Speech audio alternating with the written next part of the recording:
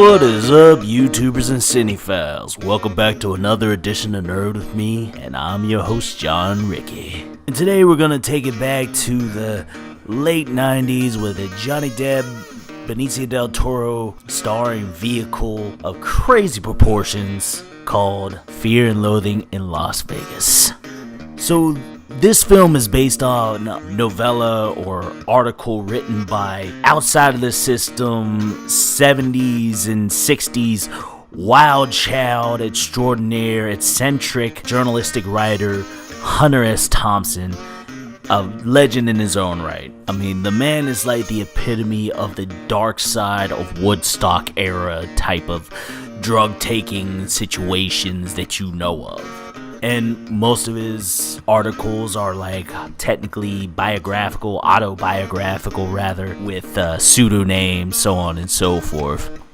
And in this case, Hunter S. Thompson is portrayed by none other than weirdo extraordinaire and hell of an actor Johnny Depp, and I guess his lawyer friend is played by Benicio del Toro, along with the eccentric and out of this world mind of Terry Gilliam directing them. If you don't know who Terry Gilliam is, if you have not seen 12 Monkeys, which you should have seen, it is incredible and it is perfect. On top of that, Terry Gilliam has directed so many eccentric, out there type of movies: Imaginarium, Dr. Parnassus, Time Bandits, the Monty Python and the Holy Grail. I mean, some classic stuff, so you're in good company. But that's the crazy thing about this film, is the fact that not only does it star Johnny Depp in his Johnny Deppness, but he's not the only star. Him and Benicio del Toro lead this film, but you know who the real star of this film is? Terry Gilliam, because this story is crafted for his type of zany directing style, and it works perfect. It's a beautiful marriage. And on top of that, this film, the way it starts, the first point of dialogue that you get so encompasses the film. It's just imaginably perfect. I mean, the first lines in this whole film is, "We're somewhere around Barstow when the drugs began to take hold." That first sentence right there really encompasses this film to a T.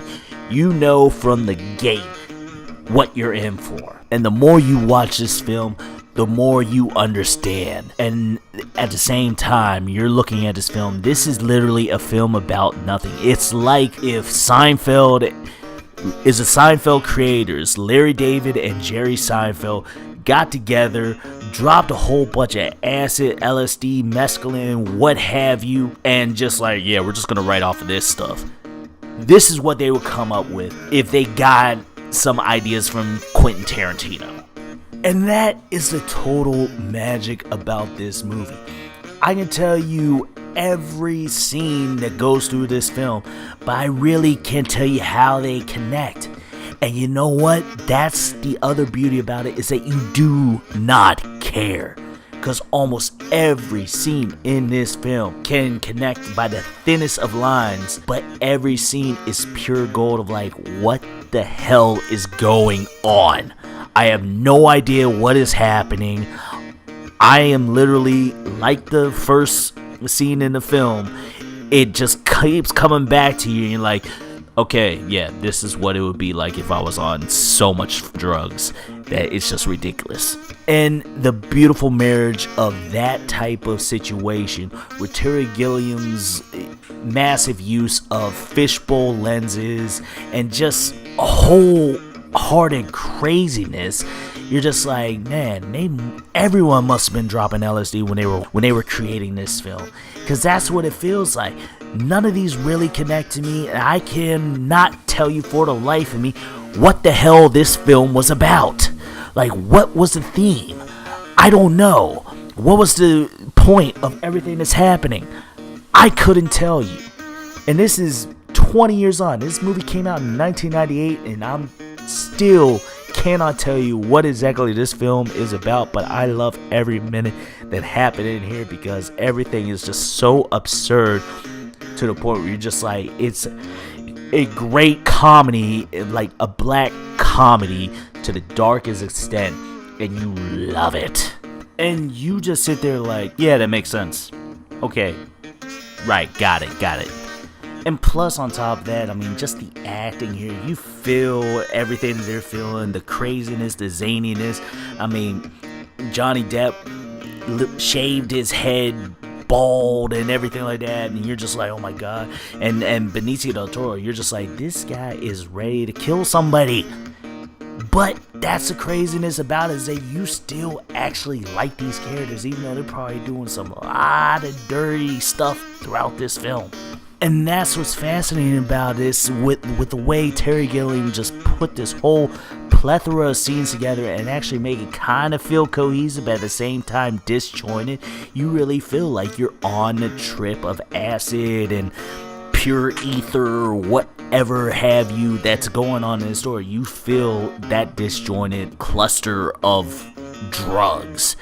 And the only thing you can ask yourself is, how the hell did these two characters, these two actual real people, survive through here? It's like watching Wolf of Wall Street and be like, that guy's still alive? What? I mean, on top of that, I mean, it's just like, the performances were great, and the music choices that they chose, the eccentric soundtrack is just perfectly melded in here. The visual effects, even from a 1998 standpoint, still look amazing and actually goes in tone with the zaniness of this film. The fact that Terry Gilliam made what really feels like just random situations happening at one time feel cohesive enough and still make it feel like, okay, yeah, that makes sense. Like, that is a testament to the skills of this man. And I have to say, on that note, this film, Fear and Loathing in Las Vegas, gets an astounding and surprising. I'll be back. Yeah, man, I've seen this 100 times and I still can't figure out what the heck it really is about. If you haven't checked it out, you definitely should. It makes no sense, but it makes all the sense in the world in the end. At least it tricks you into that. You gotta see that magic for yourself, man. But anyway, YouTubers and cinephiles, I hope you check this out. Y'all take care.